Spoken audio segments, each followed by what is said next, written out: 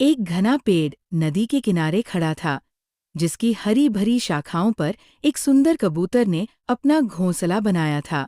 इस पेड़ के नीचे एक मेहनती चींटी रहती थी, जो हर दिन भोजन की तलाश में घूमती रहती थी। दोनों में गहरी दोस्ती थी और वे हमेशा एक दूसरे की परवाह करते थे। एक दिन, हमेशा की तरह, चींटी भोजन की तलाश में नदी के किनारे पहुंची। जैसे ही उसने पानी की एक बूंद पीने की कोशिश की, उसका पैर फिसल गया और वह तेज बहाव वाले पानी में गिर गई। बहाव इतना तेज था कि वो खुद को पानी में तैरते हुए संभाल नहीं पाई और डूबने लगी। उसने अपनी छोटी टांगों से जी जान से कोशिश की, लेकिन किनारे तक पहुंचना असंभव लग रहा था। ऊपर पेड़ पर बैठा कबूतर अपनी छोटी दोस्त को मुसीबत में देखकर बहुत चिंतित हो गया। बिना देर किए उसने अपनी चोंच से एक बड़ा पत्ता तोड़ा और चींटी की ओर गिरा दिया।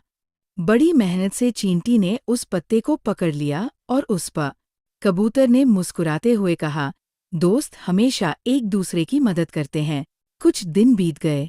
वही पेड़, वही नदी, लेकिन पास में एक खतरा मंडरा रहा था। एक शिकारी वहां आ पहुंचा। उसने पेड़ पर बैठे कबूतर को देख लिया और धीरे से अपनी बंदूक निकालकर उसे निशाना बनाने लगा।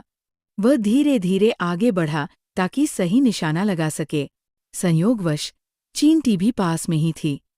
जैसे ही उसने शिकारी को कबूतर पर निशाना साधते देखा, उसका दिल धक धक करने लगा। उसे याद आया कि इसी कबूतर ने उसकी जान बचाई थी। बिना समय गंवाए वह तेजी से शिकारी के जूते पर चढ़ गई।